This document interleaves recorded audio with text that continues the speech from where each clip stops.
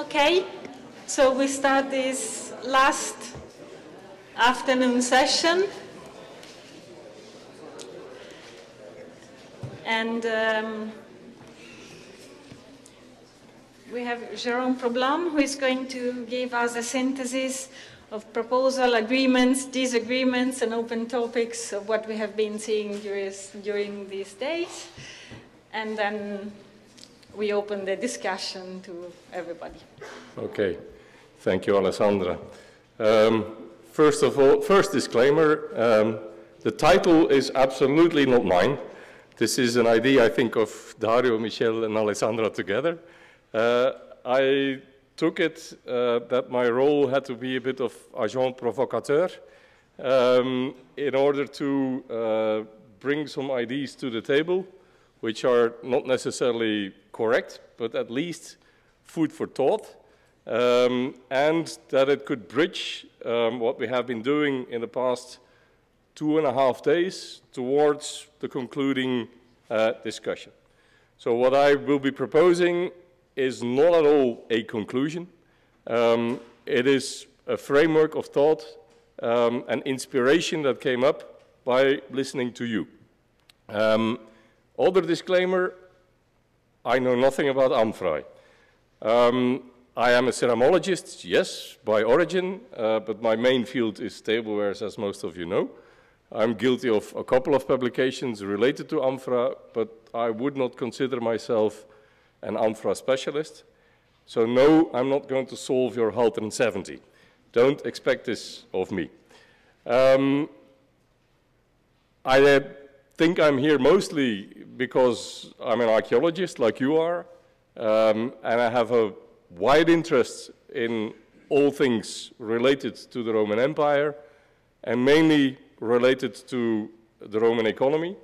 And in that respect, of course, Amphora are an ideal guide into very important discussions indeed. Before I start, I would also like to commemorate David Peacock, Professor David Peacock at Southampton University, who has been a close colleague and friend to a lot of us in this room. Sadly, he passed away, as always, the good ones goes first, we say in Dutch. He passed away earlier this year in May, and I would simply, considering his contribution both to the field of Amphora studies, but also to the field of Roman studies and Roman economy studies in general, I would like to make an appeal. If you say a prayer tonight, or if you have some deep thoughts in some other sort of framework, please commemorate David for just a little while. Of course, it's also my honor to thank Michel, Dario, and Alessandra for the invitation for me to be here, but I suppose that there will be another official moment later on that we can all applaud for their efforts. So let's get going.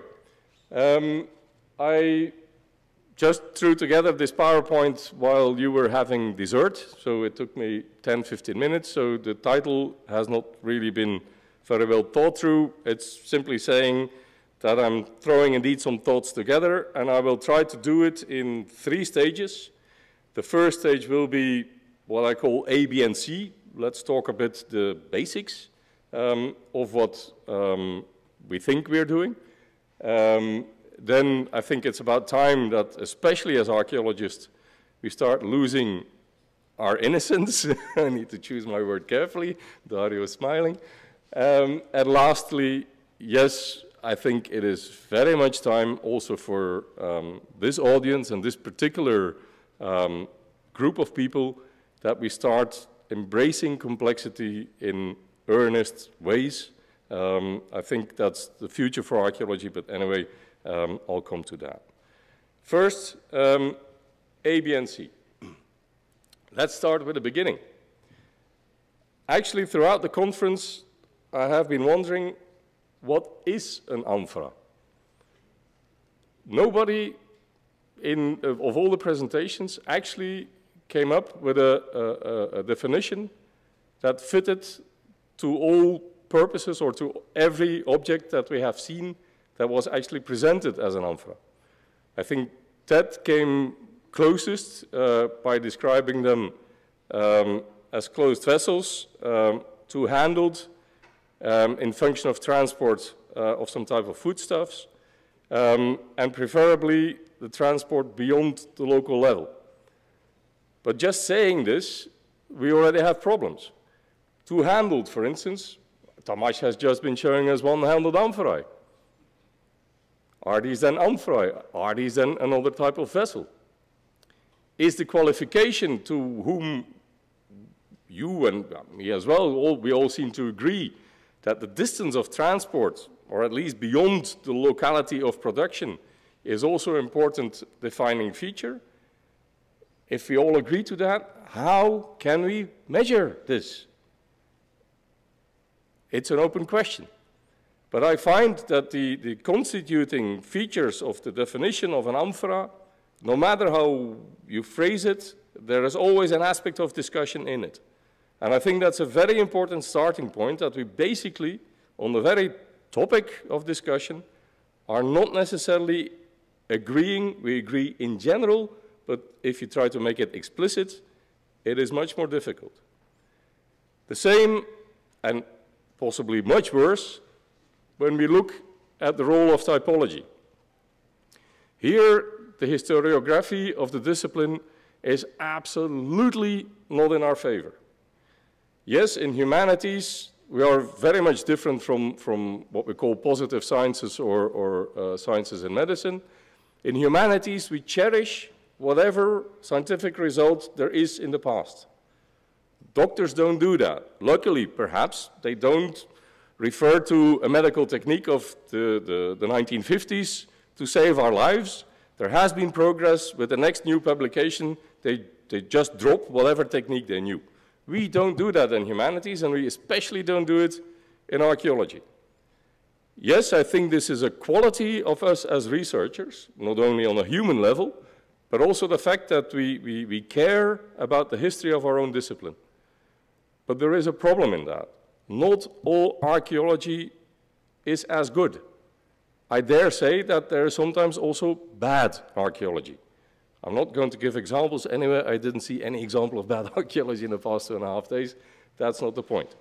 But the point is that if you are to reflect on the role of typology, this weight of the historiography, everything you need to know about the nuance in this publication may be right, but that aspect you need to take into account, and actually for that detail you're better in that other publication, but then the general picture in that publication is not okay. That is the way that we discuss, and that's the way, not only in Amphora studies, that's the same in tableware studies, also in glass studies, material culture studies in general has this.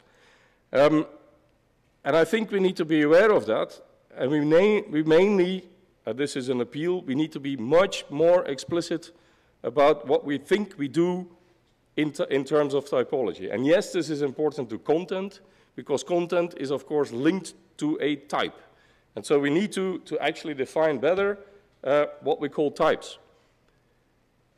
Basically, the problem is in archaeological literature, there is not much out there in theoretical or in conceptual terms discussing how to make a typology.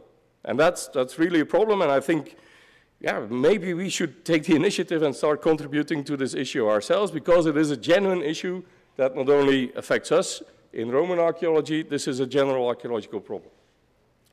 What we think, or what we would love to do, and now I look at Michel would love to do taxonomy.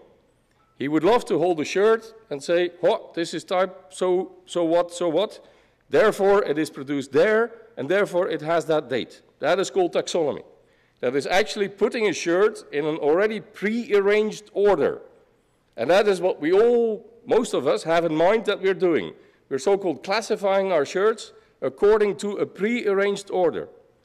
Well, if you look at the debate what we had on the Eastern Mediterranean, but also the Black Sea, and possibly also a bit of Egypt, and these are not examples of bad practices, but that's actually the reality where we are. We are not in the process of actually classifying and working according to a taxonomy, but we're still working from the material and grouping it, which means that inevitably your result is going to be different. If you're going to work from your shirts and group your shirts according to what a scenario that you have in mind, you will never arrive at a taxonomy, never. Huh? Taxonomy is something that biologists do, and that in that sort of discipline, that's where it belongs. But we most of the time arrive here at the level of type variety, which means that we have been working from central tendencies. We try to and we're good as human beings, we're very good at pattern recognition, and we recognize patterns and we deduct the central tendency from that, and then we actually arrive most of the times at a type variety system. But a type variety system is by definition an open system. So it cannot answer what Michel would all of us like to answer, that a type arrived at from this sort of classification procedure does not automatically give you a date, does not automatically give you a provenance. And I think making or being aware of the fact that classification, the material that we all sort on a daily basis, that we're actually not, that we pretend to arrive at a certain aim, but are actually doing something else, that realization, I think, is very important. The next step is also considering the few pieces of literature that are out there in archaeological libraries considering typologies. To be honest, I can actually only think of one conceptual framework that is good to make a typology, and it is already a book that was published in the year I was born by David Clark, Analytical Archaeology. It is all about polythetic typologies. What David Clark has been doing, and I invite you all to read it, it's a fairly technical book, but anyway, let's try to also grasp that, is actually to translate human actions into morphological attributes which are meaningful, taken together, not as an attribute in and of itself, but as a combination of attributes taken together that makes a type. And the attributes can come from either the chaîne opératoire, the making of the object, but can also come from the use, from the consumption, from, in this case, the content of Amphora. But this is a very encompassing model, the polythetic typology of David Clark, but it forces you to be explicit on the attributes. And that, I think, is essential if we are going to move forward in any debate on material studies, not only know which classification procedure we apply, but also to be very clear on what we think is an important attribute to define a type as a type. And another aspect that is actually forms part of this polythetic typology is that it tries to encompass actually what the ancient people also implied. A polythetic typology, of course, it is something that we do in nowadays with our sorts of brains, but we try to approach as much as we can behavior in the past, human behavior in the past, choices being made in the past. And that, I think, is important. And that is why I think also in the whole debate on functionality and content in Amphora, yes, I think it matters if there's a funnel-shaped mouth to an Amphora, whether it goes straight, how long the neck is, how wide the neck is. All of these elements must have had some functional idiom in the minds of the makers and in the minds of whomever was going to buy it. That is the level where people in antiquity would have recognized this is an oil amphora, this is a fish sauce amphora, this is a wine amphora. I think at that level, most people in antiquity, except for the barbarians in the region of my native Belgium, I suppose they wouldn't have known that well, but anyway, but most people would have recognized it at that general level. But that level, ladies and gentlemen, is not the level of typology. That is not a type. That is what we can call a metatype. That is what we can call koine. That is what, in your terms, is Dressel.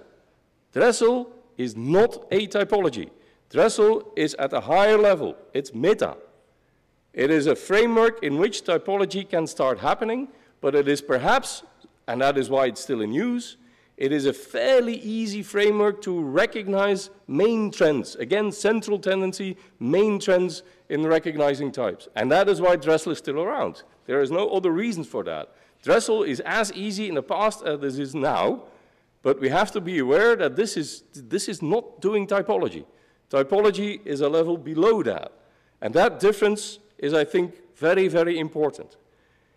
Because if we cannot define our types, I don't think we can define what we call imitation. And I even wonder whether imitation is a correct term. Because imitation implicitly and explicitly lays a relationship of dependency of the copy to the original. And we only consider it in morphological terms, and that is where we use the word imitation. But actually in Antiquity, the reality will not have been mostly about the morphology, but it will have been about the whole message that came with that specific type of amphora. And again, the people making an imitation made a decision to make that imitation and not another imitation. So there is as much process of decision-making involved in those imitations compared to the real types. So why not call them types then? Why still use the word imitation? I wonder. That is an open thing, but I think it's important because it has implications on the discussion of content. Because if you use imitation, you imply the same sort of content as it would have been with types. The same discussion with predecessor or with late types, I mean, these all imply relationships of dependency, which we can perhaps indicate in morphological terms, but maybe in the past the morphology at that level of detail didn't matter to those people. I don't know, but maybe that is something that we need to take into account. And yes, it is important also at the level of name giving. For instance, why is the Gauloise 14 not an imitation of a Dressel 20? I have nothing against Gauloise 14, I have nothing against Gauloise Amphora, but by giving it its proper name, you appropriate something. And by giving it Gauloise as a term, you appropriate even a social-cultural connotation to the amphora, whereas it's actually very similar to a Dressel 20. And maybe we have to be aware that it's not only the historiography that is playing us parts, but that also the way that we actually implicitly deal with classification and typology and name-giving of types is not necessarily the best introduction into having a clear reasoning as to content and other sorts of elements. Next element is related. We had A, we had B, now we have C. C of chronology. Chronology. Yes, this conference was not about chronology. And yeah, if you are going to open that box of Pandora, we're going to be for the rest of the month in Cadiz. So that is not my intention to do that. But it is, at the same time, also a very important element that we need to take into account. And again, it is about the methodology behind what we do. How are amphorae typically dated? They are dated in ranges. A date from to. And there's nothing wrong with that. That's the same for glass, that's the same for metal, that's the same for any type of material culture, and not only in Roman archaeology, we work with ranges.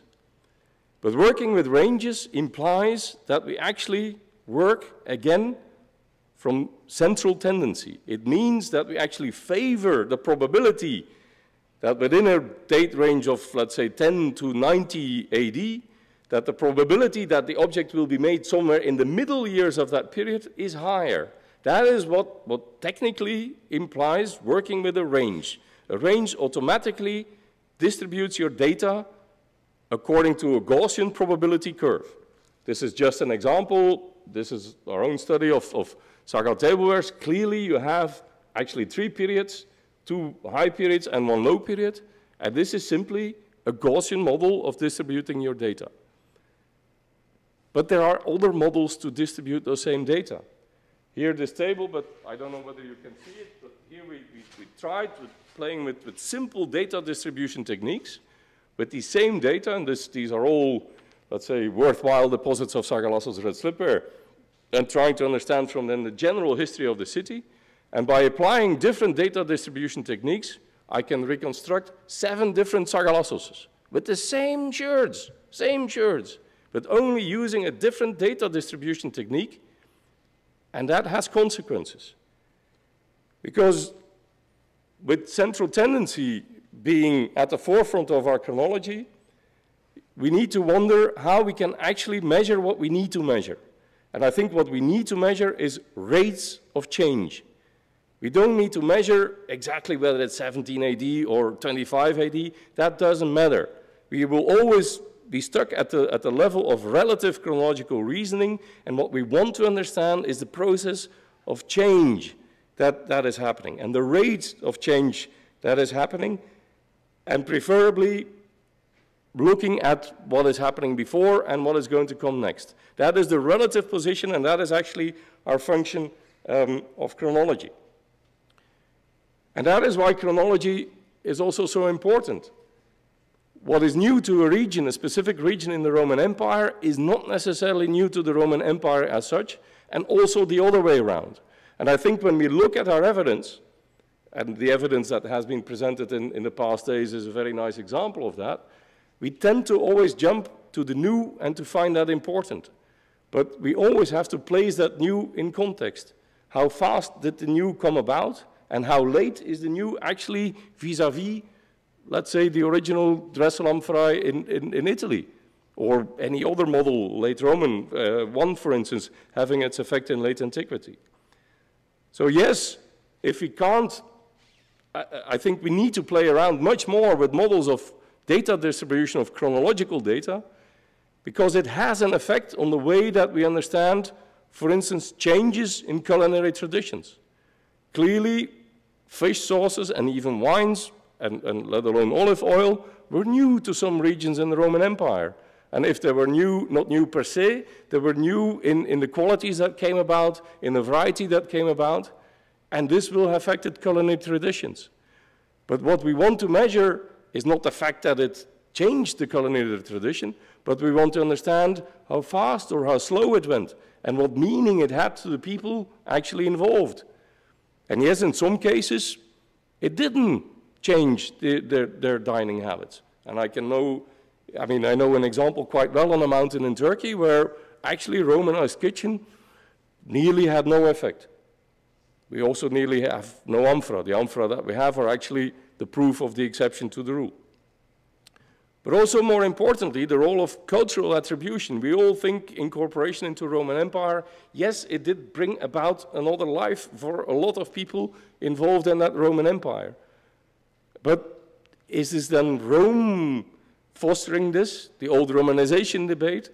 Or is this more self-geared communities?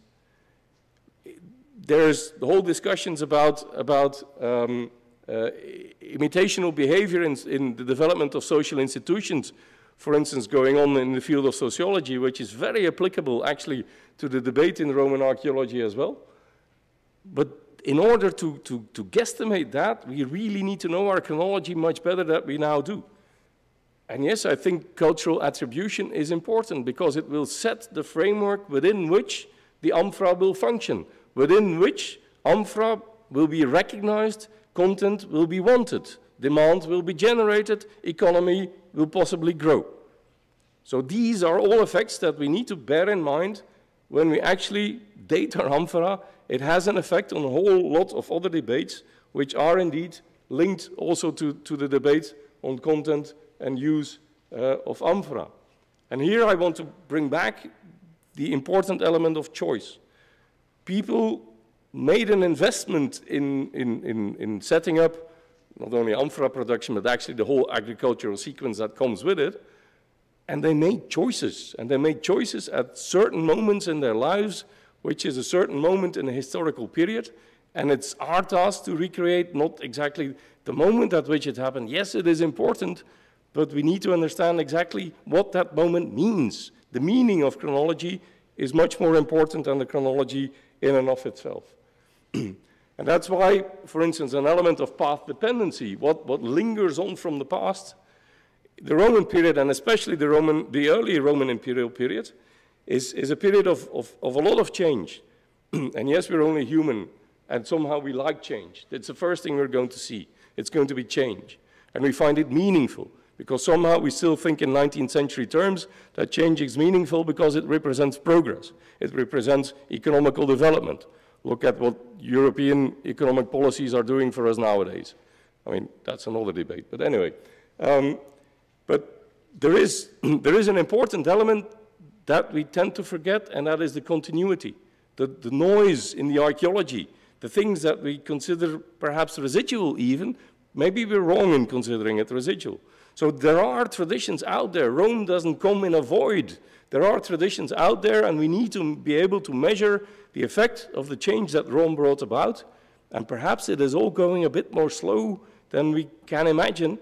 And again, our central tendency in chronology is not working in our favor because it squeezes everything in smaller windows of time. That is actually the effect of what we see. So we boost our perception of change, we boost the importance of that change simply by applying central tendencies in the way that we date material. And again, I already referred to it, that there is that hidden agenda of new, meaning progress, which is, I think, an absolute misnomer if you come to think about it, but anyway. And I think we need to also much more when we try to discuss issues of chronology. The chronology of Cadiz is not the chronology of Portus in Rome, is not the chronology of Carthage in North Africa, is not the chronology of Ephesus in Turkey. These are all different chronologies. So we need to be, again, very clear on which sort of framework that we use to determine our chronology, and we need to embed it much better within our regions of study. So we need much more, again, circumstantial regional evidence to actually boost the way that we understand chronology, and mainly what we are going to do with that chronology in terms of archaeological interpretation, in this case, vis-à-vis content or changes of content and concepts of Amphora. C was chronology, so we're already at D, I'm sorry, but that's, the alphabet will go to D, not more. The other obvious avenue of research is provenance. Provenance has also not been discussed much in this conference. That was also not the topic. But clearly, that is a field where enormous progress has been made in, let's say, the past 10, 15, perhaps even 20 to 30 years if you also take the legacy of David Peacock into account. I'm not going to discuss provenance per se, but I'm more going to discuss the role of interdisciplinarity and using provenance as a guideline for that. To be honest, when I first heard in discussions in my own university about the potential of residue analyses, and how DNA analyses can clearly be added to the bunch, I was actually amazed by that potential. And I thought, well, actually these techniques have the same potential to change a very important debate in Roman archaeology, being Amphora studies with their connection to the Roman economy, in the same way that mineralogy had done in the past with tin sectioning and the provenance studies. So provenance studies are enormously popular with us archaeologists. It's oftentimes the first thing that we think of when executing or when studying our sherds. But actually, the residue analysis and the content analysis, the whole chemical shebang and the DNA shebang, has that very same potential. And yet, although those techniques are now about already for quite some years, we don't see the same effect. In this very room for the past 2.5 days, quite often the words were dropped, yeah, but we analyzed the exceptional one. And that is strange. I mean, if you consider the potential of those techniques, how they could change actually our whole debate, and the fact that it's not happening, something is wrong there. And I think we need to name, or we need to be honest enough to actually analyze what potentially goes wrong there. Yes, those techniques are more difficult. Yes, especially DNA is more expensive, especially if you don't find the result. Happy if you need to explain that to your university authorities, always fun. And yes, those laboratories and the experts are more rare, and we always go to the same people to ask the same question, and their agenda is full, so they can't cope with it all. But these are all circumstantial effects. This is not the reason why this technique is not living up to its potential as far as I'm concerned. On the one hand, yes, I think the technique itself should focus much more on the mainstream and pay much more attention to assemblages, not only the one amphora, but the assemblages and the context and the meaning of that context. And yes, I think dialogue is also part of the answer, and that was raised also yesterday, but I think the dialogue has to go much deeper. As far as I'm concerned, the interdisciplinarity doesn't start after having executed an excavation or a survey. It actually starts at the moment when you write up a research project.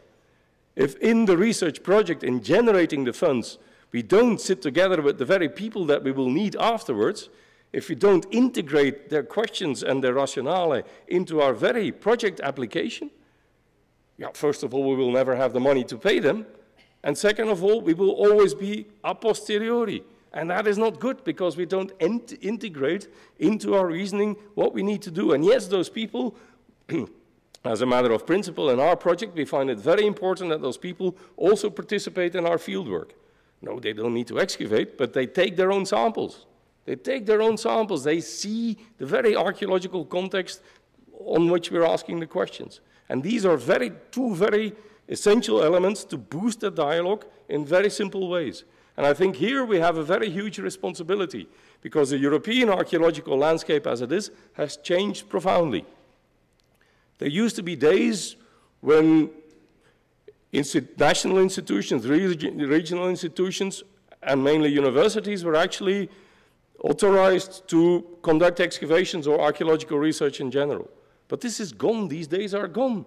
We're now living in a world of multi-archaeology, developer-led archaeology, rescue archaeology. That is where the main brunt of archaeological activity is actually happening. The national institutions or departments are mostly actually changed towards policy departments. They need to set the rules and they need to check on the quality. And who's then driving the discipline of archaeology? Well, I think it's generally people in this room. It is people of university departments. It is people being members of research institutions. So basically, it is our responsibility to make sure that this interdisciplinarity is happening. We shouldn't complain to the wall if we don't have the funds, but we have a very interesting context, but yeah, I can't ask because I don't have the money. It's bloody hell our own fault, because we didn't write up the research project when we had in mind what we were going to do. And that, I think, that is the only way that we can boost, I think, the quantity and also quality of analyses that we badly need, because I'm still very convinced that this whole debate on content and content analyses is as essential as doing your petrography and understanding your provenance and your mineralogy. And yes, when we, for instance, will possibly discuss updating Parker, I think we need to keep this in mind. We need to immediately think of an interdisciplinary strategy when we're going to do this.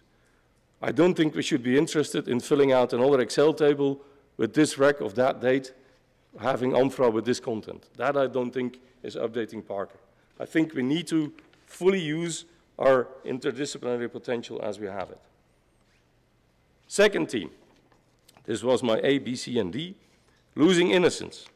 Maybe I have lost my innocence already in the meantime. Anyway, that will be clear in the discussion. What do I mean with losing innocence? What I mean with losing innocence is that what we have been discussing mainly in the past days is Amphora, is objects. And they're so-called self-explanatory and they're so-called self-important, because that is why we discuss them. But I think we're not doing enough if we restrict it to that point. I think we need to be very well aware that these amphorae are a result of behavioral choices in a complex society. A complex society situated in historical archaeology. Yes, there are ancient historians are giving us an awful lot of keys to try and upgrade our archaeology. There's the terms of locatio conductio, which are giving a contract situation in how laborers can be contracted to do a certain job. The best examples out there are the ones actually discussing Amphora production. And yes, these can be replicated over the entire Roman Empire. There's sufficient juridical sources and jurisprudence out there in Roman literature to clearly show that locatio conductio is at the very basis of any service agreement, of any contract involving labor throughout the Roman Empire. So that person making that amphora, he was not just somebody who one day woke up and said, oh, I'm going to make an amphora. He was contracted. He was paid to do the job. The job was specific. And we need to be aware of that. Yes, in a lot of these contexts, they work against the background of familia. There is an excellent study, for instance, by Wim Broekhart on the Dressel 20 sort of, not production, it's mainly the distribution and sale of the olive oil. But clearly, the concept of familia, the extended family, the extended household in Roman Empire, including slaves, is a very important concept to understand the logic behind production, behind distribution, behind sale and trade. Also, the topic of paideia. We often discuss regional economies. And yes, a Betacan economy is different from a North African economy, but we shouldn't discuss regions. Yes, we should discuss regions at a certain level, but if it's involving the production and the sales, it's at the level of the property, of the land holding where this is happening. That is where the decisions are being made. It is not a regional junta of Cadiz that is deciding that proprietor X or Y is going to make that type of amphora. No, it is the proprietor himself on his paideia, within his land holding, that is making that decision. And yes, we have survey archaeology. We can identify the logic of land holding in antiquity. We should use that sort of information because it is important in somehow constructing everything around that whole discussion of content and the contribution of amphora to the Roman economy. I put in polis just this morning after actually listening to Paul. Paul was the only one that in between lines, he didn't say it explicitly, but was the only one, for instance, his Baalbek amphora is a nice example of that. He was wondering why they made a specific type of amphora called the Baalbek type, whereas they were actually situated in the territory of Berytus, and therefore they had to make Berytus amphorae. Yes, in Hellenistic times, it is well enough known that there are very important poleis that even administer amphora production. But can we actually project this into the Roman Empire? Perhaps in some cases. But even in those cases, I'm very sure that levels of private investment are at least as important, if not even more important, and especially so in the Roman East. Sorry, Paul, but I think these are elements that we need to discuss, and indeed we need to lose our sort of innocence in that debate. And yes, that's where tituli picti come in. And tituli picti are an incredible source of information, but the one thing that we shouldn't do is try to treat them all equal. Clearly, this is giving us some information, but they're related to specific contexts, and some IDs will work in some contexts, other IDs will work in other contexts, and there is no way of generalizing these. These should be treated very specifically, very much in their context, and very much tied to the regional development and logic of that sort of amphora production. And make no mistake, it is not only about amphora production and earning money. Those people had to pay taxes. There were an awful lot of institutions that were actually providing the social framework, the social structure in which the choices were being made to make amphora and to generate agricultural produce to fill those amphora. And there's also the role of institutores, of course. But so we have to be much more aware. If we present archaeological case studies, I think we should immediately reflect upon, even if we know very little, but we should at least do the effort to ask the question, in which juridical structure is production X situated? I think we need to do that. And there are an awful lot of tools out there, and they're mainly to be found in debates by ancient historians. But I think also these disciplines need to come much closer. I mean, there's no way about talking about interdisciplinarity if our first sister discipline, being ancient history, is not incorporated into the whole interdisciplinary debate. I think in Roman archaeology, that would be one of the biggest mistakes that we could make by leaving their material and their argumentation aside. There's another reason why we should lose our innocence, and this has been raised. Amphorae are very nice as objects, but to those ancient people, I don't think it so much mattered. It is what Kuku said it was, it's packaging. And what is it packaging? It is packaging the symbol, it's actually symbolizing money. People are earning money over producing and filling and trading those amphorae. And yes, I think an awful lot of decisions go into earning money. First of all, in the case of amphora, the odds are against them, because you're actually dependent on one agricultural cycle per year to fill your amphorae. So seasonality is a very important element which we should bring into the discussion also of content, because not everything can happen at the same time in an agricultural year.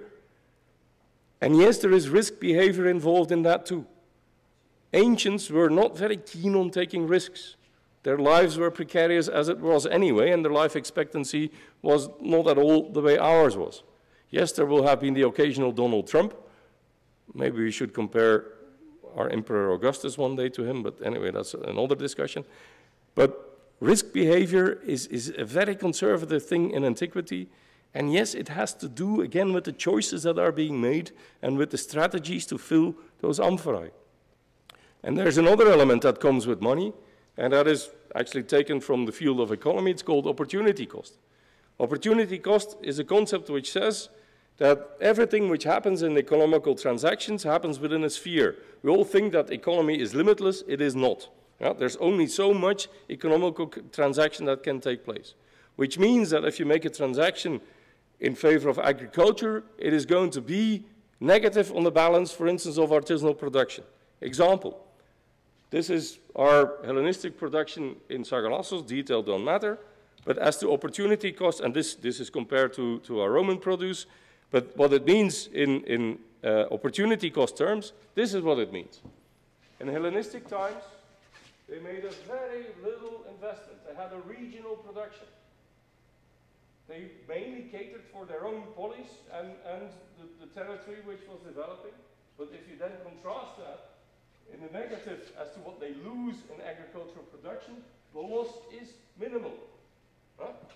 So this is what the ancients love. They have the result, they have their material culture the way they like it, and they take nearly no risk in the essential sector of the economy. And this is, I think, a very normal template in the ancient economy that we should try and use much more often. What is happening with sigillata, though, is different. In sigillata, clearly, and in our case, here I can show you, they built from new a complete potter's quarter with 80-something kilns. It doesn't matter, important infrastructure that is newly built in order to cater for the sigillata production. And they are in a completely different position vis-à-vis the opportunity cost. They are actually investing much more, which means that they know it has a negative effect on the other axis, on the other dimensions of economical transaction, in this case, subsistence. With amphora, you can't apply these graphs because somehow amphora are actually part of subsistence strategies, but it goes to show that we need to be much more aware of scale of investment. I think we need to we need to bring data so that we can actually measure the scale. We need to be informed on the type of risks that they were taking in antiquity. And I bet you that the higher the risks they will have taken, the more conservative the policies will have been to actually implement, the less change we will see in our archaeological record. And this is only a result of economical strategical thinking.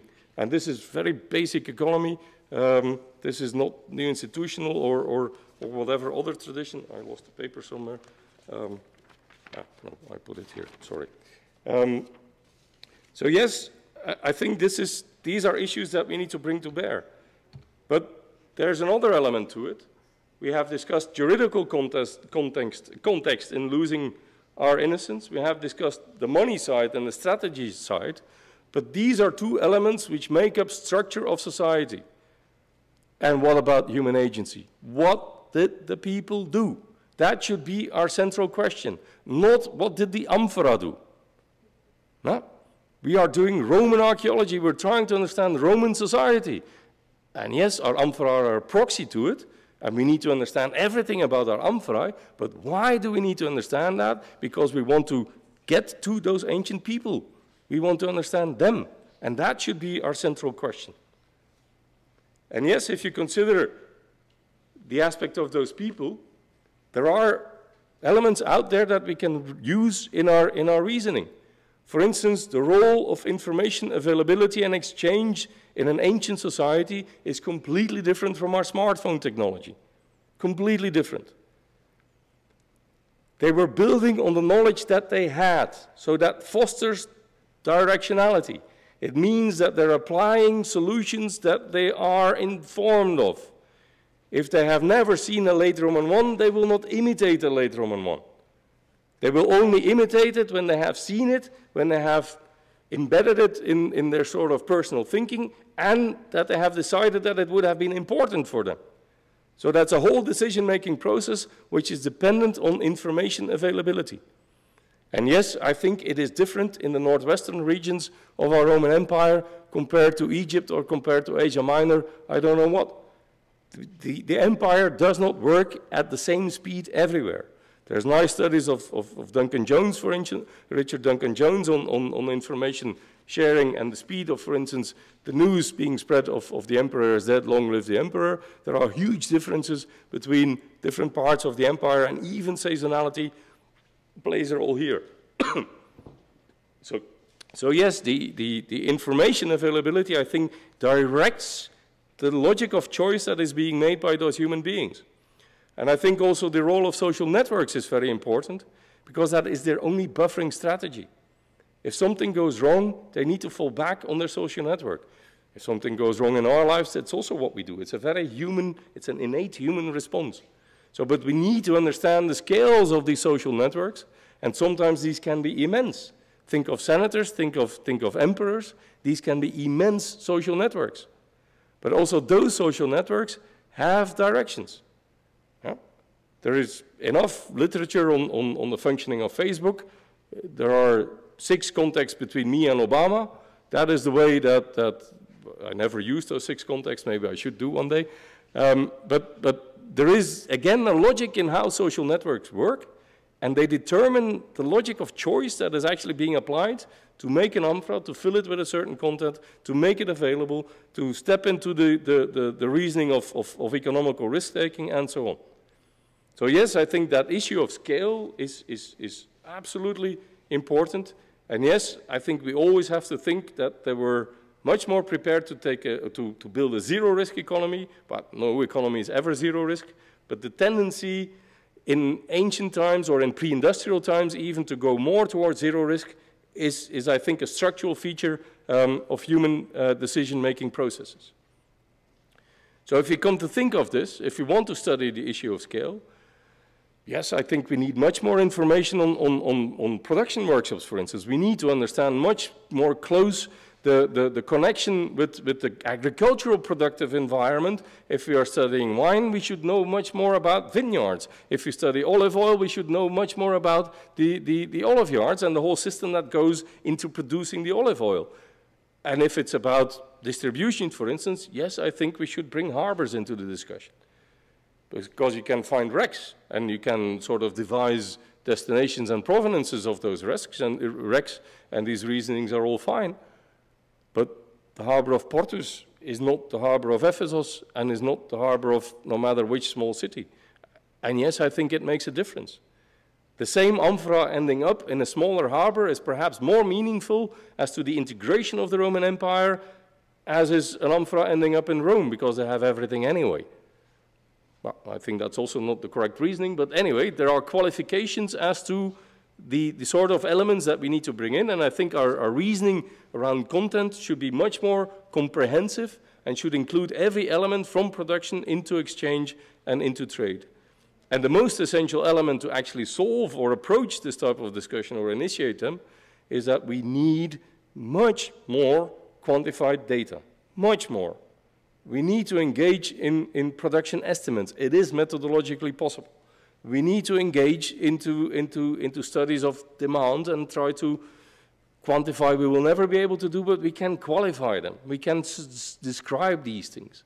We need to have much more data, basic data available that we can actually start tabulating with, starting computing with. And that's also where I think, as archaeologists involved in this debate, we need to sort of lose our innocence, and we need to focus, as far as I'm concerned, on some essential elements in order to push forward some debate.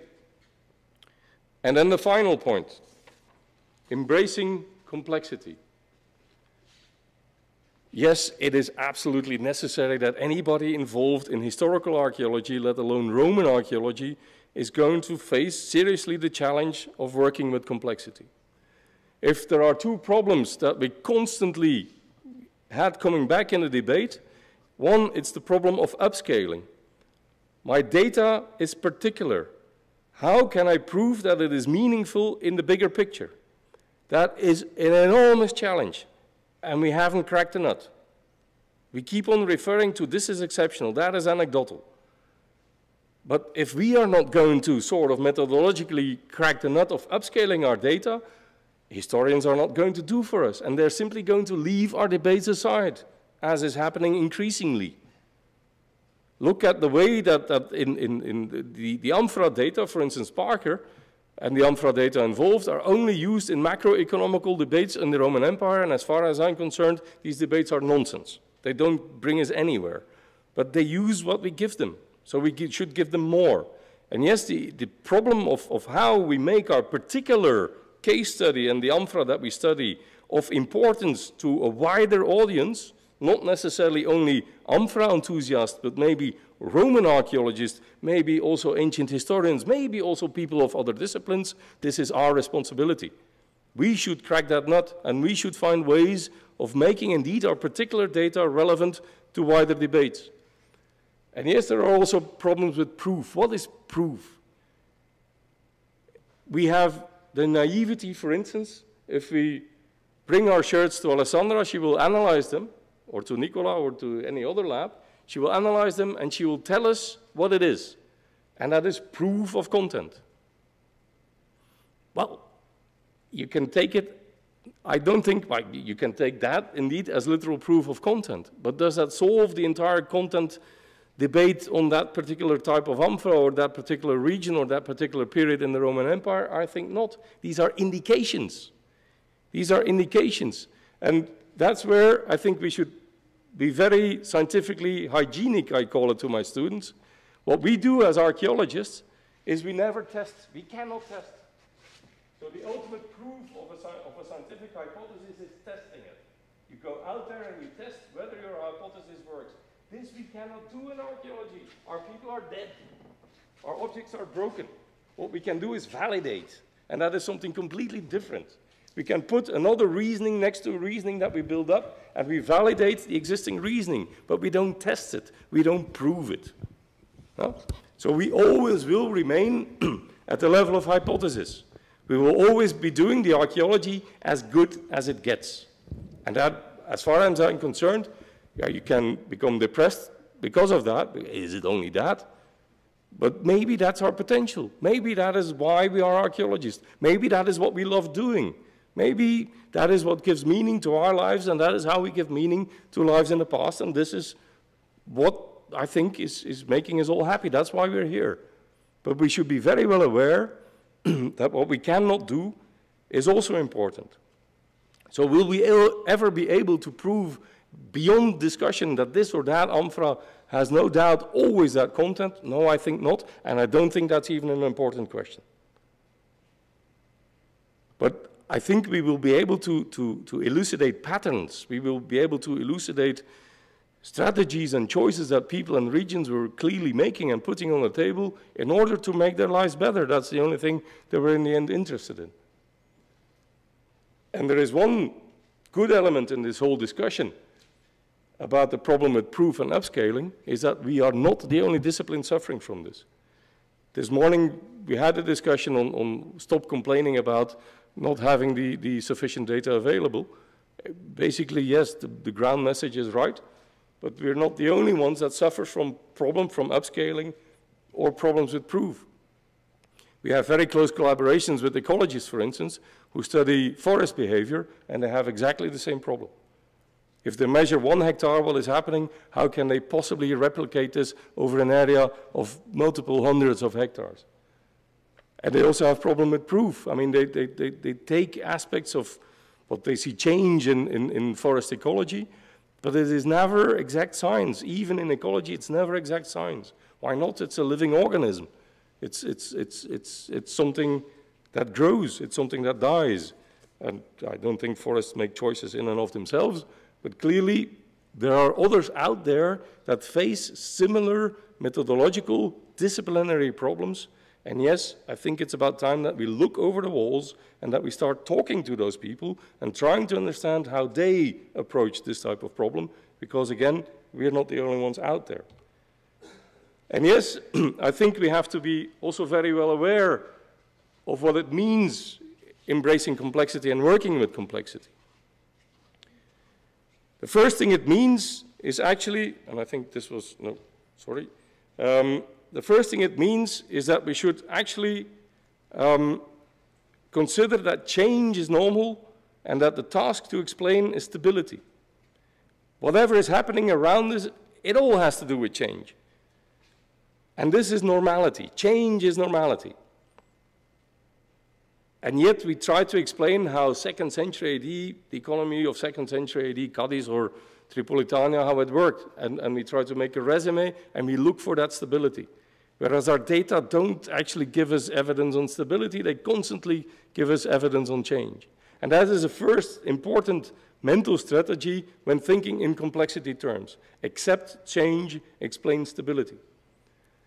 And change is constantly happening, but there are basically 4 ways in which change is happening. And here you see them. Change can be simple, it can be complicated, it can be complex, and it can be chaos. We all know from our personal lives that change is never simple. Never. Whatever we change, something else changes with it, and there you go. That's how people get divorced, and that's how people get together as well. But anyway, it's never simple. It's also never chaotic. The world rarely ends in chaos, rarely. Even in complex of society, it's rarely chaotic. There are logics to collapse, and that is mainly a reduction of social complexity, but that is rarely chaotic. So the most important differentiation we need to make in change is between complicated and complex. And that difference is not that very difficult. Complicated means that there's an awful lot of elements, but they're actually geared towards one sort of goal. Think of an engine. An awful lot of parts in the car that are actually aimed at driving, in my case, as fast as possible. That is complicated. But that is actually also not what we're trying to explain in archaeology, and especially not in Roman archaeology. We're all about complex change.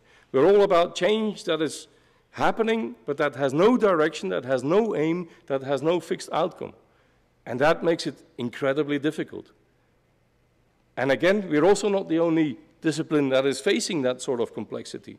This is out there in sociology, this is out there in economy, this is out there no matter which field, especially in humanities lately, they're all dealing in their sorts of ways with complexity, and I think it's about time that we do it too.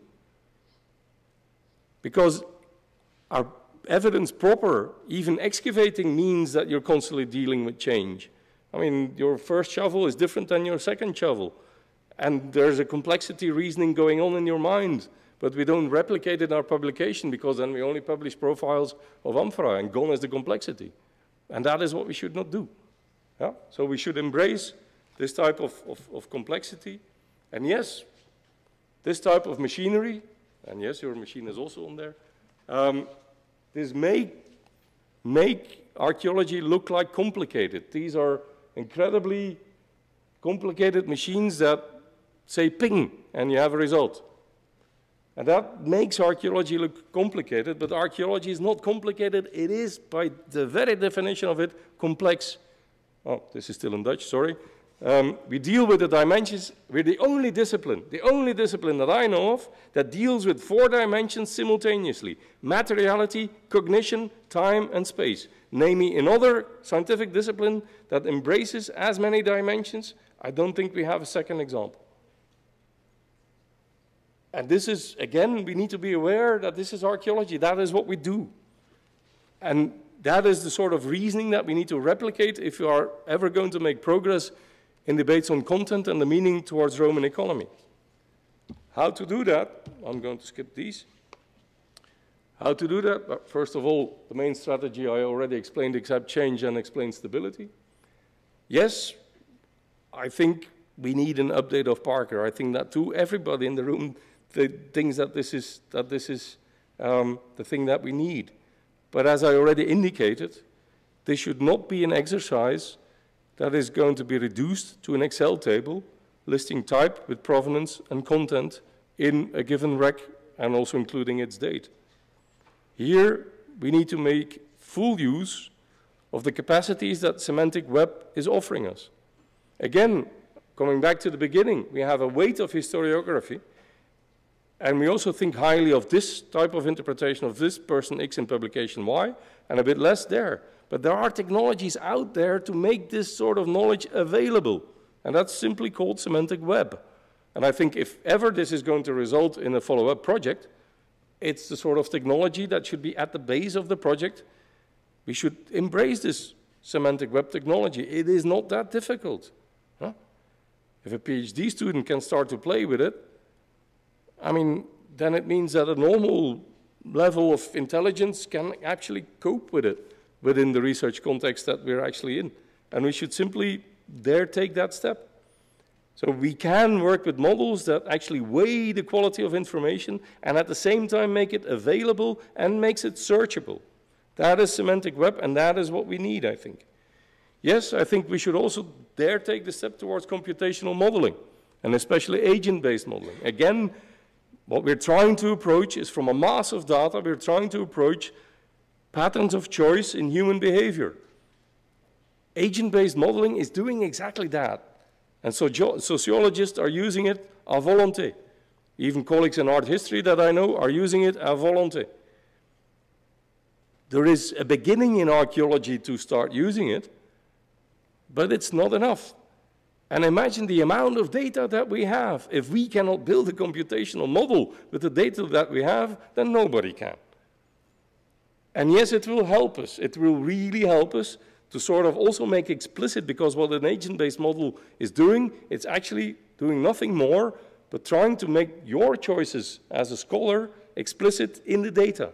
You're going to have to make choices into different scenarios what that agent is actually doing, and you can actually check. You can build a model in and of itself, have it run 1,000,000 times because computer power is out there, and we have the advantage that we can again validate it against the archaeological data. We can say, look, this solution that the computer brought us can work, can correspond to our actual archaeological data or not. So these are techniques that are out there that are, again, they're not that difficult, and these are things that we should embrace. Also, social network analyses is clearly going to bring us much more forward, and there is actually ERC projects on that right now as we speak. In Leiden, for instance, 2,000 Roman cities, also the Portus Limen project of Southampton is exactly doing that. And these are already harbors, and we need the harbors to understand our Amphora and to understand why it's important that wine and not olive oil. And yes, the other element is the embeddedness in regional analyses, because when come to think of content, ancient economies, and especially pre-industrial agricultural economies, they're rarely, if never, monoculture. They're practically never focused on only one sort of agricultural crop. They're always multi-strategy. And I think we have to understand that multi-strategy of the regions that we study in order to try and explain or see the result of the content that goes into the Amphora.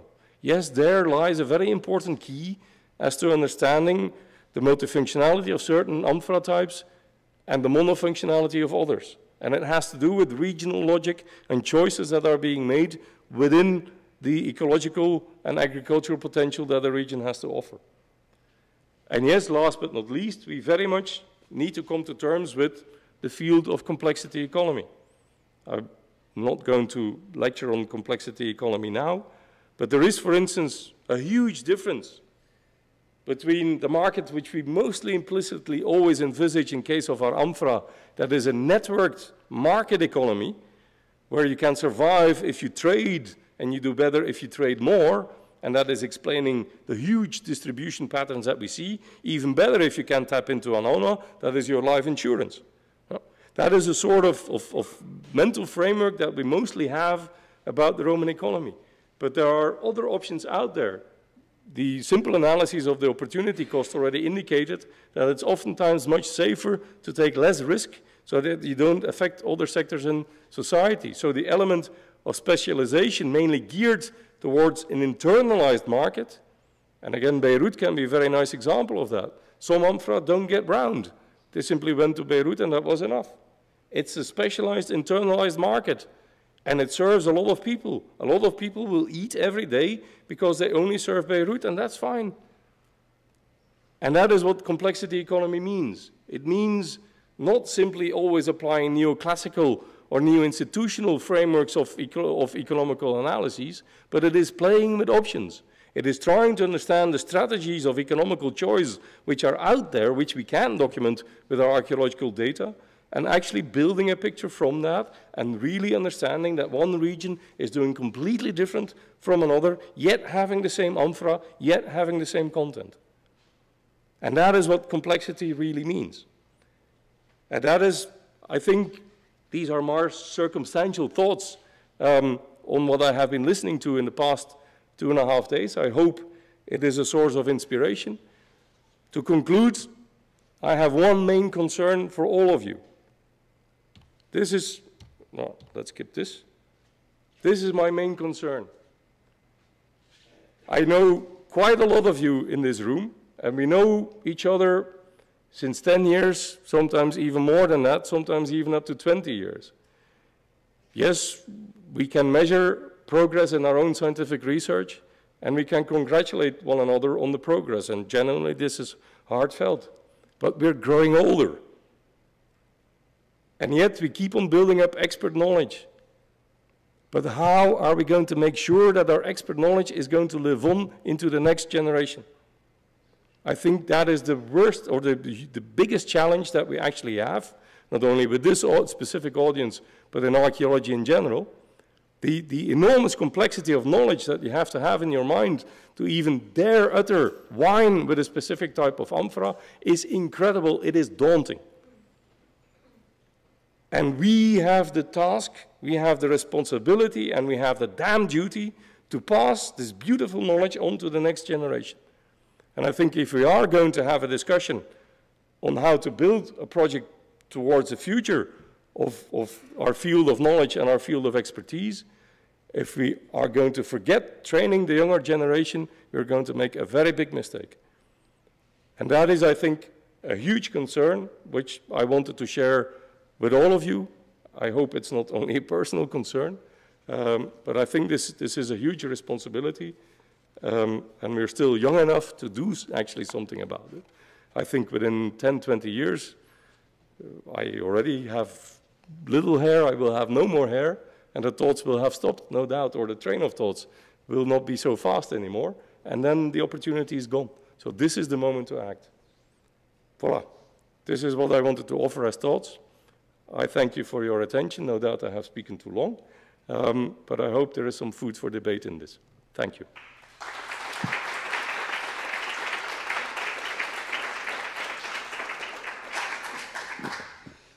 Yeah, thank you very much for these dense conclusions, full of issues on problems, and also suggestions on ways that Amphora studies can be carried out in the future. And I think that there can be some comments. We also have to remember that we want to save some time to discuss on the project, so I don't know how we can manage this. It's 10 to 6. I think we can discuss a little bit and then also raise, maybe at the same time, the possibilities of future ideas. So, good afternoon, everybody. Jeroen Poblome presented us some ideas about some open topics on the problematics on Roman economy and Amphora.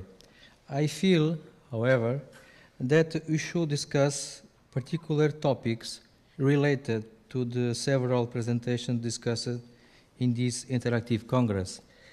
I would like to thank again the organization of this interactive Congress, Dario Bernal, Michel Bonifay, and Alexander Pesce.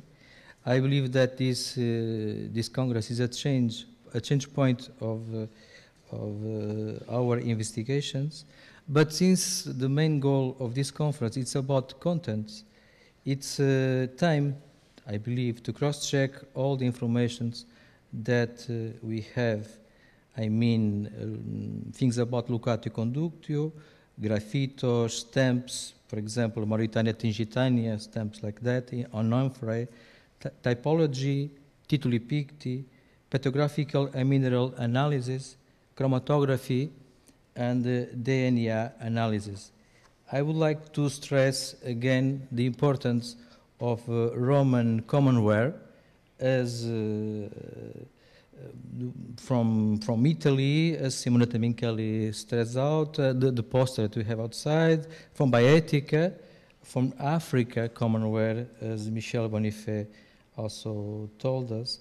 And we should also take attention to the inland Amphora, mostly the flat Roman Amphora, as Albert Ribeira stretched out yesterday, and Professor Fabian, some years ago, he spoke about that also. I have also said yesterday that I hope that in the future time we should discuss other problematics, since we'll have, I hope, many new informations about Amphora contents. Finally, I also hope that the different labs will cross-check different methods and work together to improve our knowledge about contents on Roman Amphora and other containers, ceramic or not. Thank you.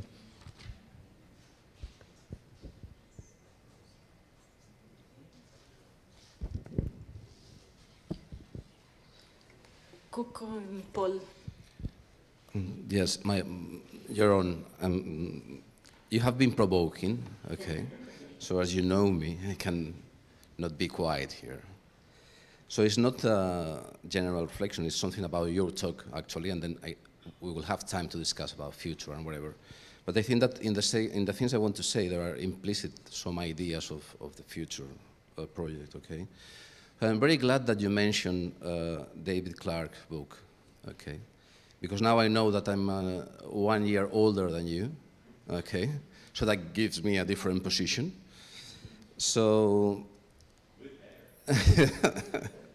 but we should be, as you know, we should be aware that polythetic, classification, let's say, is not also the solution for our problems, right? So we should probably not give that idea. There are many, many problems.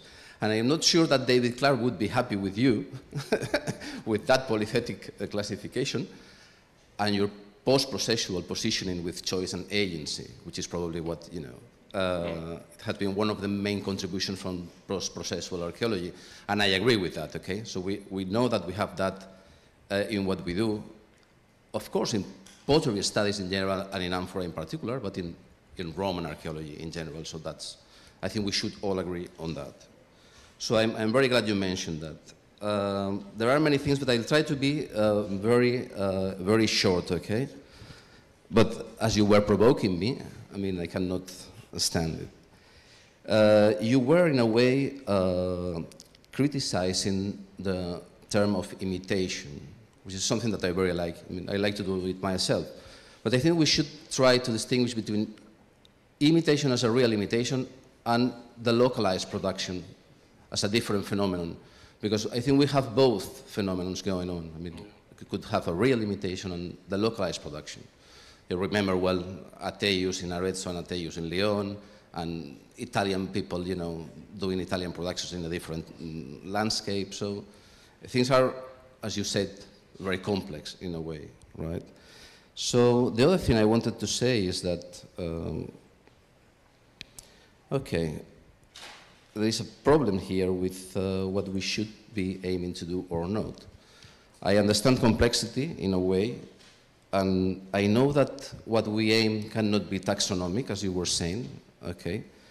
But even so, I would suggest that we try to be as taxonomic as we can, because no matter what we do in the future project, we should be trying to harmonize methodologies and harmonize concepts and terminology.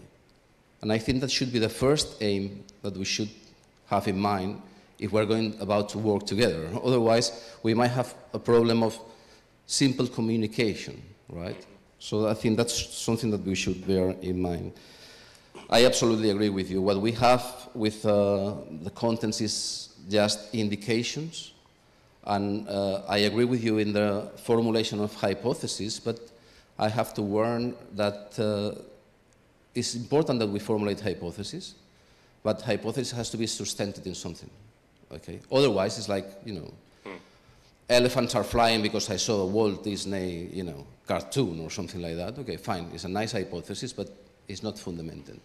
And be careful with what I call the snowball effect, because you know that sometimes we assume things because some of you were mentioning this thing these days, because someone has said that before, and what it was just a simple hypothesis, then is a possibility, this is a real truth, and then is the Bible. And maybe the Bible was based in not very good data or in something what was very doubtful at the beginning. So we should be bearing that also in mind. And just to conclude with these things, I think it's about time in the 21st century that we stop of saying or talking about interdisciplinarity, and we should be aiming to talk about transdisciplinarity. I think it's important, as you know that. And I absolutely agree with you, Jeroen, and with many others in this room about, you know, the next generation. But I would say not only for the transmission of our knowledge to the next generation, but also to try that the life of the next generation is a bit better of what it is. So I would say that, okay, we have to work for the transmission of the knowledge, but we are responsible as well to create a playground where the next generation can really develop and take our positions in the future. Okay. And thank you very much, because it was a very thoughtful and provocative presentation. Are you responding or not? But I just want to thank Kuko. I mean, let's not respond to point by point. I think what I mainly wanted to do is inject thought on quality of scientific reasoning and argumentation, and no matter what we touch, I mean, that is what we need, and that's what Kuko responded on for. Oh. Right, I was just going to say, for now, when I started working in the Levant, and the paper, the paper of 2005, Barcelona, the typology of Levant is entirely based on a concept of cities and territories, and trying to, this is how I understood, basically on the Greek model, and it seemed to me, the Amphora showed me that they were behaving in a territorial way in their production. And I was just testing that was the case. And in fact, the Baalbek Amphora, I wasn't going to say this, but anyway, the Baalbek Amphora didn't fit the model because I thought it was the same date. as the Beirut ones in the time that Baalbek was part of the territory of Beirut. So what is it doing making its own Amphora? And so I thought, oh damn, it destroys my model. In fact, I learned recently that it was produced in the 3rd century, which is precisely when it became independent. So that rather supports the model that I proposed. I also thought in terms of provinces. Provinces producing late Roman 1s and late Roman 2s, and, late Roman 1s particular, was my topic. But anyway, so we have this model which is not mine, it's really Grace and the production of city amphorae, which even were labelled as such in the Hellenistic period. So that was how I thought the East actually worked, even in the Roman period. And I wondered then, and I would like the people who are working in the West to wonder, or is there a difference in the way that the economy of cities worked in the West? So did Malaga, for example, work in this way in terms of its city territory, or was it just individuals doing whatever they wanted? But I don't think it was like that. Possibly the structure in the East was much more directed by a sense of belonging to this community, and also part of the tax system and all this sort of thing. This is what I was thinking about at the time. But I think we should not underestimate the difference between the Hellenistic world and the Roman world. There is a mechanism called euergesia, which already makes a huge difference. Not that you need to explain everything away with social elites dominating every aspect of society. I think those days are also over. But if you would, for instance, the study of Arjan Zuiderhoek on political munificence in Roman Asia Minor is a very nice example of showing where polis are taking initiative and where polis are not taking initiative. And it is always a mixed bag. But clearly in Roman times, the proportion of private initiative vis-a-vis polis initiative is increasing. There's another element to polis. There's also temple domains, for instance. So in Roman times, you would have to actually prove that the lands from which the clays were taken, the lands where the agricultural produce is being generated, would be in entitled ownership, therefore not juridical ownership, but entitled ownership of the polis. And there is some evidence, and there's also some evidence related to temple domains as far as that is concerned, but there is much more evidence to the contrary, being the private sector. So I agree that polis can play a certain role, and that they are somehow poles of attraction, also in the aspect in which you explained it. But this can work also at other levels of cultural affiliation, personal belonging, all sorts of such domains, which can also explain why certain types are being chosen over others. I am indeed against the idea of polis setting the choice for a type of an amphora. I don't believe in that model. I do believe that in some respects polis can be behind economic cooperation involving amphorae, but especially in Roman times it's going to be a mixed bag. But the directional or the sort of directional or the direct logic of polis actually implying which type of production and also type, that I don't necessarily follow. Well, it was complicated, but well, part of the argument was also the fact that the Berytus amphora was stamped Berytus colonia, which is extremely odd and unusual. But then I looked at how typologically they are related to each other. But so I had, or not. But so, a colonia in and of itself is an exceptional settlement in the structure of the entire Roman Empire. This is a specific juridical and also ownership regulation which is behind that. And yes, you can study this within the context of Berytus very fruitfully, no doubt. But you can't replicate this to a city which is not a colonia. No, probably. And there are more non-coloniae than there are coloniae in the Roman world. But but in the case of this amphora, I wondered, I I'm just talking about how an Amphora could represent something and be related to some form of territory and tax as well. And I think that's what happened with the late Roman one. I don't want to be, and then I get accused of saying that I think things are so strict, and that's not what I also think there are other things going on. There are other things. But the question was really about, are the Western cities the same? Do they behave in a similar way or not? But the juridical nature of how cities work is not different in the West compared to the East. I mean, you have different proportions of different types of cities being out there, but the structure behind those cities and the relationship with public authorities is not different in central, western, or eastern, or northwestern parts of the empire. I mean, there is sufficient legislation out there. And the effects that this has, yeah, that can be completely different, but the structure on which these cities are governed, not. Andrew Lintott is a very nice introduction into that problem as well.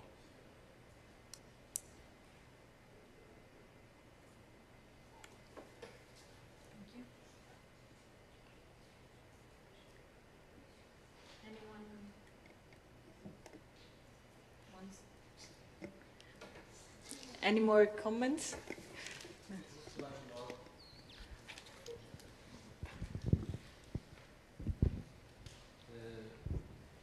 The professor spoke about and gave us as an example about the investment on ceramic productions from the Hellenistic to Roman period, and you stress the importance of terra sigillata. But I remember that if you look to the Greek vases in Athens, we have the same Solon. So it's earlier than the Roman period. The opportunity cost is happening already in prehistoric times. I mean, yes. Yeah, you kill a bison or you kill an elephant. I mean, this is all opportunity. Everything that is in the world of transaction, and everything is related to transaction. Yes. There is no time on that. I mean, this is... Since you compare Hellenistic period to Roman period, well, I know it's a specific example, but the mechanism of opportunity cost is out there. I mean, already in prehistoric. Before the Roman world, yes. Oh. Okay, this is it.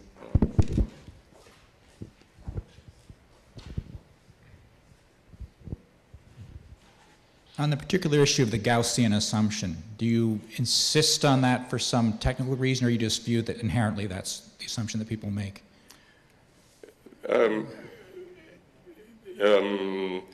I think it is what is mostly done, and done in unaware ways.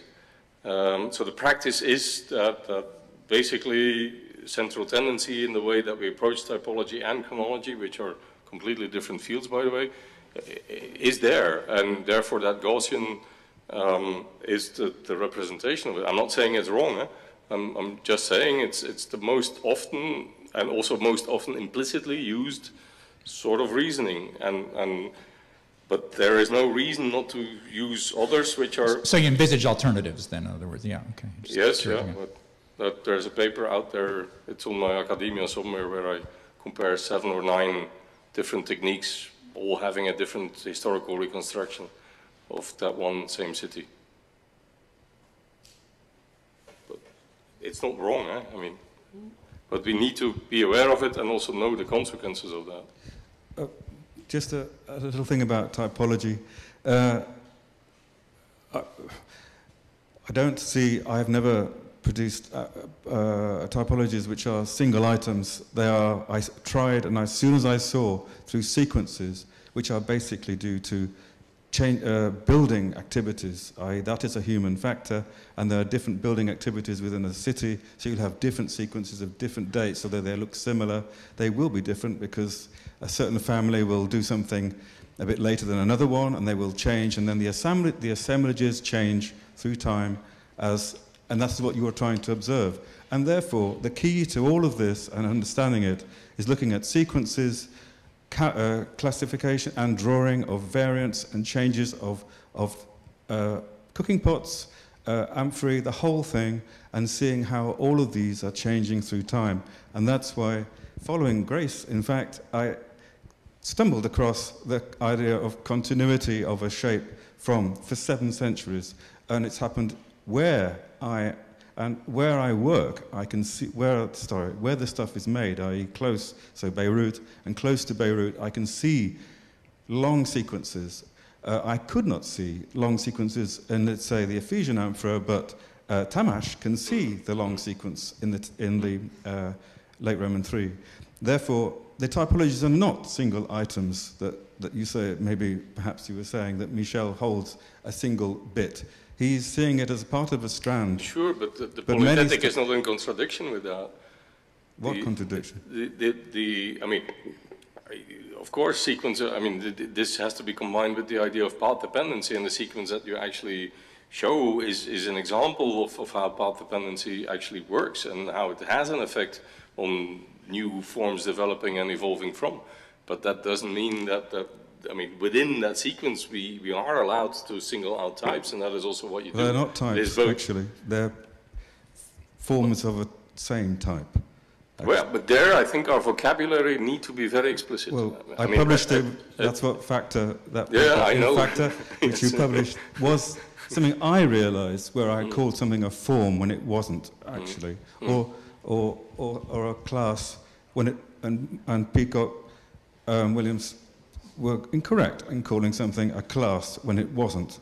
It's actually the type, and these changes of shape within a long period are forms of which are identifiable by us as forms of a development of something. Yeah, but that's where the mixture between taxonomy and actually central tendency, grouping sort of classification techniques come in. What you do is grouping. That's the process that you do. We're not grouping, and I'm seeing them in a sequence. That's the grouping. Well, yeah, but the result is from looking at your thousands of drawings, you sort of distill from that. But I'm looking always in terms of continuity. Sure, sure, but still your continuity cannot exist without singular components being before or after. Absolutely, voilà. they are singular components. So, and that distillation of the form that you will then put before and after, that is actually based on a reasoning of central tendency and not on taxonomy. No, it's based on an element, which I see as a part of a sequence. Yeah, yeah. So, I don't understand the terms, but it's an element as part of a sequence, which fortunately I see it as part of a sequence. If I don't have the bits, like the DNA, if I don't have the bits of it, I can't actually see the sequence. Not really DNA, is it? But if I can't see the sequence. But there is no contradiction in what we think and say. The only thing which clearly the audience will also perceive is a need to get the vocabulary right, so that we all say the same thing when we say type. What do we mean? And I think we need to be very explicit about it. But I also think it's key that we have the detail, because it's not just the detail which I spared you a lot of. But those are attributes. Huh? Because you have development vertically, but also across the territory, so that the variance can be part of a general imitation or whatever it is of a type, following a type, making things similar to it, because they think they have to, or for other reasons, they actually are making the same amphora type in a different place at the same time. But these things can change through time as the form develops. And this is what really interests me, is why the Beirut amphora, for example, changes, why it gets taller and longer and the handles, and then they get smaller. And what is developed? And why do people copy it? If you would read David Clark, perhaps you read him in the past, but this is exactly what he did with prehistoric objects, with prehistoric tools. This is exactly what he did. But one of the reasons is that they are making bigger and smaller. The amphora gets much bigger. It's the biggest ever in the 3rd century, and then it gets smaller again. Well, presumably they put more in it in the 3rd century. And also the relationship between cooking pot shapes, which change through, also in terms of linear way. It is relevant, all this, I think, in a linear way, and the relationship between the cooking pots and metal versions of them. So I'm always interested in how this information gets transferred. I won't be saying anything else. No, I just wanted to add that at the beginning you said that you are you were a ceramologist, but nowadays you have to deal with other topics, more general, and you did well during the presentation. But perhaps Paul and I, we still are ceramologists, and our normal job when we are not in Cadiz with friends for discussing about general topics is to have a table like this one full of shirts. And so we have no time to reflect. It's pity, but it's like this, to the fundamentals of our typology. We just had to use the existing typology and to try to perform, I don't know, to make them better, better using taxonomic method, because I don't know other methods in order to sort of the pottery. And all that, what we do in a kind of emergency, is the goal is to provide data. And you told us that we had to provide data. So I think, yes, it would be interesting to reflect on general terms about the typology, but for this we would have, it would be necessary to have time or money. And money for, I agree with Kuko, for employing our young colleagues here in this room. I'm not implying that everybody should be embracing what I try to explain in full detail. That's not necessary, but I think we should be aware of the fact that there is the wider field out there, and I think we should at least have the ambition to make a contribution to not only our own studies. I think what we do is highly, highly relevant to wider debates. Be it the Roman economy, be it pre-industrial economies, you can upscale the debates. But I think we have an incredible set of data that at the moment others are shying away from, and this is a pity. I mean, this is I think, to the loss of our relevance as scientists. And again, I don't see contradiction between doing the two. You need to know your detail before you can approach your bigger picture, and we can all choose in which ways we are going to be involved. But if you're choosing the detail, fine, but at least know that you will want to contribute to that bigger picture, even if not actively. But the choices that you make and the results that you come up with, you should be feeding, or possibly feeding, those other debates as well. And that is at least an ambition that I think we all have spontaneously. And there's, I mean, and for all the rest, yeah, these are choices that we make linked to institutional context and personal choice as well, and all of that is fine.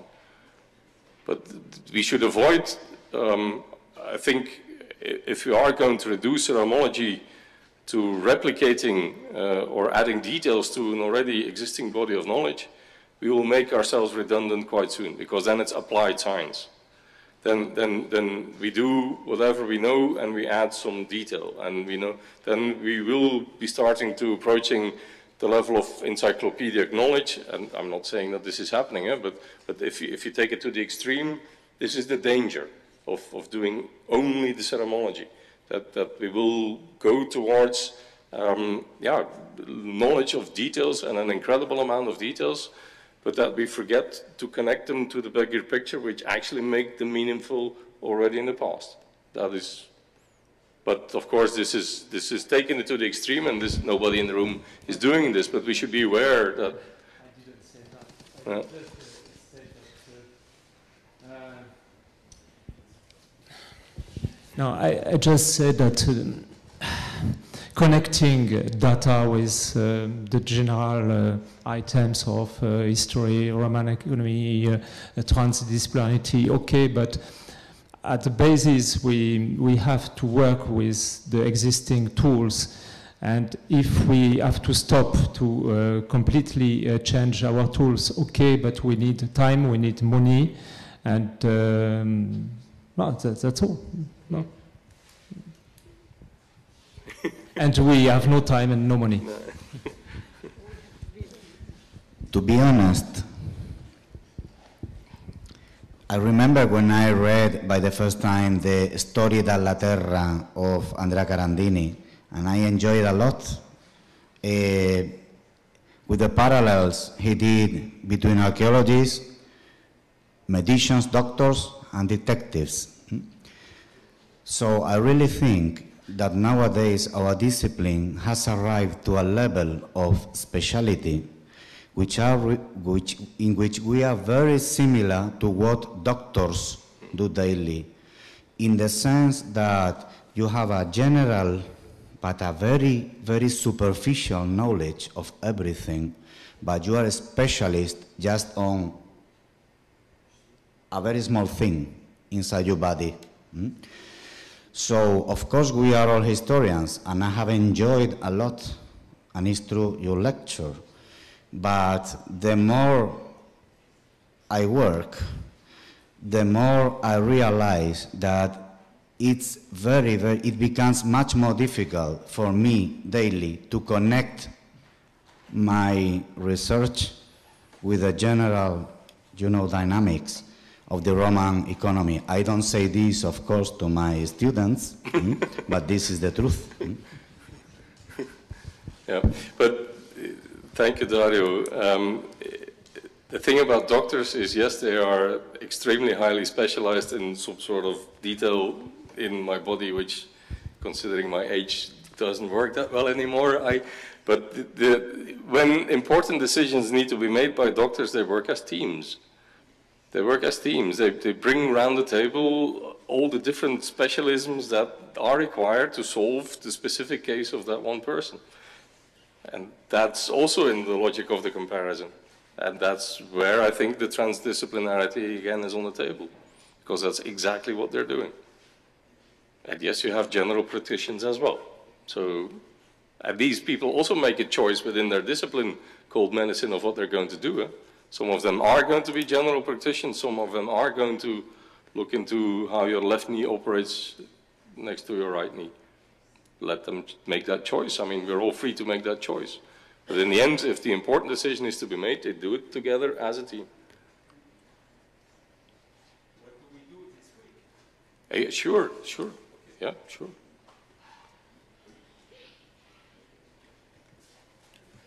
Okay, thank you, really, thank you very much for this nice and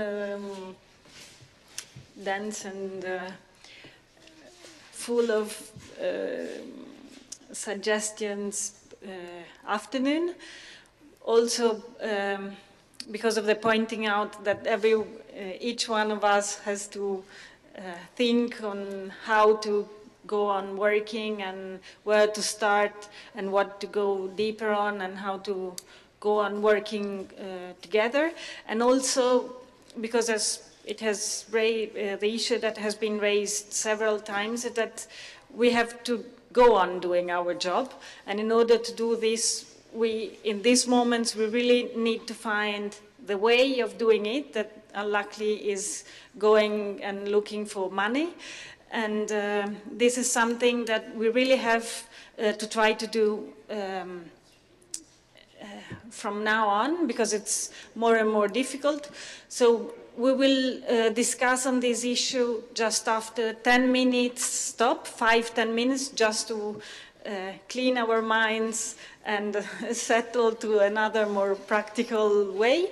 So we just will stop 5 minutes and then come back and try to figure out how to build up a project that can give us the way of going on doing our researches.